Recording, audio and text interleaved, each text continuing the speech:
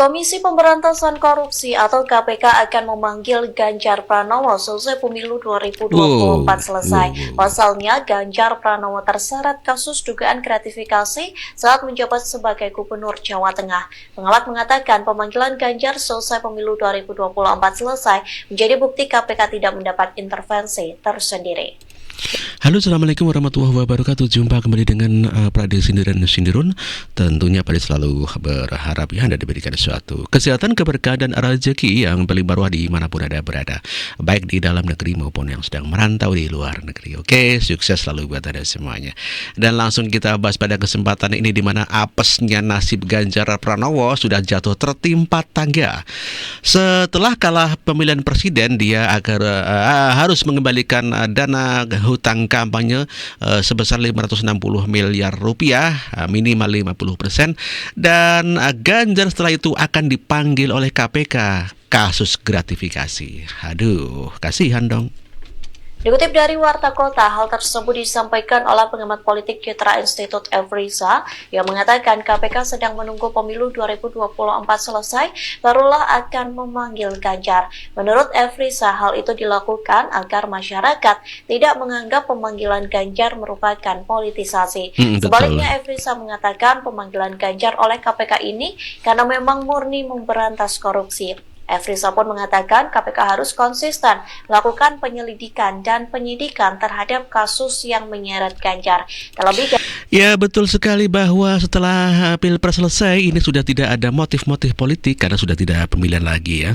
Kalau pemanggilan KPK sebelum coblosan itu bisa dikatakan bahwa ini kan motif politik untuk menjatuhkan lawan politik dan sebagainya. Namun demikian saya setuju dengan KPK karena KPK memanggil Ganjar setelah pemilu usai. Sebetulnya apa sih kasusnya Ganjar Pranowo? Dan ini beritanya, kasus daripada Ganjar Pranowo dilaporkan ke KPK terkait suap gratifikasi. Saudara, calon presiden Ganjar Pranowo dilaporkan ke Komisi Pemberantasan Korupsi oleh Indonesia Police Watch atau IPW. Ya? Ganjar diduga menerima suap dan gratifikasi dari mantan Direktur Utama Bank Jawa Tengah, Supriyatno. Nama calon presiden Ganjar Pranowo kini masuk ke gedung merah putih KPK. Waduh. Pasalnya, Indonesia Police Watch menyebut calon presiden yang diusung PD Perjuangan ini menerima aliran dana gratifikasi dan suap dari Direktur Utama. Gratifikasi dan suap itu adalah tuduhan serius yang disampaikan oleh Indonesia Police Watch, dan kenyataannya setelah Pilpres usai Ganjar akan dipanggil oleh KPK dan sepertinya Ganjar tidak akan lolos sebagaimana kasus EKTP. Karena begitu brutal sekali Ganjar di dalam mengkritik pemerintah, barangkali seperti itu, kata tadi diberitakan seperti itu. Ya, begitu sangat frontal dalam menghina Gibran, menghina Jokowi, begitu ya. Utama Bank Jateng periode 2014 hingga 2023 Supriyatno saat Ganjar masih menjabat sebagai Gubernur Jateng. Total suap, cashback, dan gratifikasi nilainya diduga mencapai total lebih dari 100 miliar rupiah. Wow, 100 miliar rupiah. Kita serahkan sajalah kepada proses hukum itu ya. IPW sudah berbicara sebetulnya bahwa Polda punya cukup bukti. Tetapi sampai saat ini kan pandangannya jaksa berbeda ya. Yaitu jaksa mengembalikan berkas harus melengkapi. Jadi memang proses tersebut harus dilengkapi bukti-buktinya oleh kepolisian. Berarti ini sudah disampaikan ke kepolisian kasus daripada gratifikasi Ganjar Pranowo ini yang lebih dari 100 miliar rupiah. Kemudian sudah disampaikan, namun demikian belum lengkap ke kejaksaan, maka dikembalikan lagi ke pihak kepolisian untuk melengkapi berkasnya ya. Itu belum P21 di kejaksaan, sehingga dikembalikan ke polisi untuk melengkapi daripada berkasnya. Kasihan sekali ya kasusnya setelah lepas daripada Pilpres, sudah kalah, harus mengembalikan hutang 560 miliar dan terseret kasus gratifikasi dan akan dipanggil ke KPK. Apes Mas Ganjar Pranowo. Dan seruan daripada Hercules mengenai kasus Anies dan Ganjar. Kalau kasus Anies adalah tentang Formula E dan kasus daripada Ganjar adalah kasus gratifikasi. Kita dengar arahan daripada Hercules adalah orangnya Prabowo. Karena kita pakai atribut grip ini adalah identik dengan 02, identik dengan Prabowo Gibran. Yang sekarang ini hasil sementara kita lah dengan Prabowo Gibran 02 lah sebagai pemenang. Dan pemenang hasil Pikon 5,8% sekian.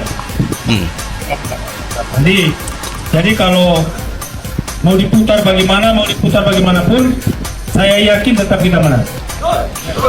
Mau diputar ataupun diulang, tetap Prabowo Gibran yang menang, itu kata Hercules.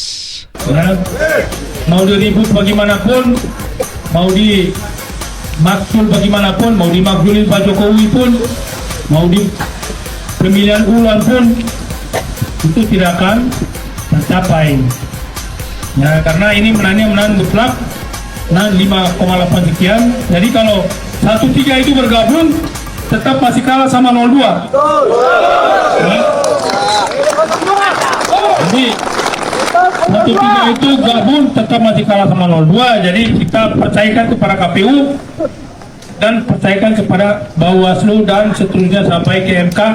Bila mana nanti ada pihak-pihak yang merasa kalah, tidak terima, silakan tempuh jalur hukum, adalah Mahkamah Konstitusi, MK. Habis sengketa usut tuntas kasus gratifikasi dan Formula E, bila terbukti hukum seberat-beratnya. Waduh, gawat. Sebetulnya dahulu Ganjar Mahfud itu sudah open donasi untuk dana kampanye dengan standar minimal Rp10.000. Namun demikian kelihatannya tidak banyak orang yang membantu ya. Tidak banyak orang yang istilahnya membantu dengan secara cuma-cuma. Begitu Pak Ganjar ya, kasihan ya. Bahkan ada yang membantu sampai 500 miliar juga harus mengembalikan ya. Tuanku ya rakyat, jabatan hanya mandat. Menjadi slogan dan prinsip yang saya pegang teguh sepanjang karir politik saya. Perjuangan pemenangan di Pilpres 2024 bukan semata bagi saya dan Prof. Mahfud, melainkan bagi segenap rakyat Indonesia. Betul. Saat ini kami merilis inisiatif baru untuk mewadahi partisipasi masyarakat dalam perjalanan Pilpres kami dalam bentuk platform penggalangan dana massal Gotong Royong Rakyat. Dana yang terhimpun dari proses gotong royong ini akan kami gunakan sebaik-baiknya untuk mengawal proses demokrasi yang bersih, demokrasi yang kita perjuangkan di era reformasi. Donasi sekarang di gotongroyongrakyat.id. Kontribusi Anda sangat menentukan masa depan bangsa. Ini bukan tentang saya, bukan tentang kekuasaan, tentang apa? Tapi tentang Indonesia. Tentang Indonesia. Mari bergerak bersama, gerak cepat untuk Indonesia Raya. Ya, sepertinya memang seperti itu ya. Kalau donasi daripada warga ya mungkin 10.000 sih tidak usah mengembalikan. Tetapi kalau sumbangan kampanye investor itu harus mengembalikan. Bahkan Ganjar Pranowo sudah tanda tangan mengenai perjanjian itu. Apabila perolehan daripada Ganjar Pranowo kurang daripada 20%, maka harus mengembalikan dana itu ya minimal 50% dari 560 miliar rupiah. Aduh, kasihan dong Ganjar. Dan ini adalah faktor Ganjar Pranowo pada saat kampanye yang mengkritisi Menteri Pertahanan Prabowo Subianto. Ganjar mengatakan soal alutsista no utang no usang ya. John Perkin bahwa hutang-hutang itu memang bisa mematikan. Maka hati-hati kalau mau hutang. Terutama pada infrastruktur yang punya risiko tinggi. Kita mesti hitung betul. Kita mesti prudent betul. Karena ini pernah dilakukan dan membuat banyak negara kolaps karena hutang. Namun demikian, kalau mau pakai kekuatan dalam negeri, artinya wajib hukumnya kita mendorong ekonomi tumbuh 7%, kemudian govern berjalan bisa dengan baik, maka ICOR bisa turun 4%, dan kemudian kita mesti betul-betul anti korupsi. Kalau itu tidak dilakukan, maka tidak akan tumbuh ekonomi yang ada di tempat kita. Ya, Ganjar Pranowo mengatakan hutang dan anti korupsi, dan kenyataannya Ganjar Pranowo harus mengembalikan hutang dan juga dia akan dipanggil KPK terkait korupsi, yakni suap dana dari Bank Jawa Tengah. Oke bro, saya kira cukup sekian dulu kabar hari ini, dan terima kasih. Wassalamualaikum warahmatullahi wabarakatuh, dan oke, merdeka.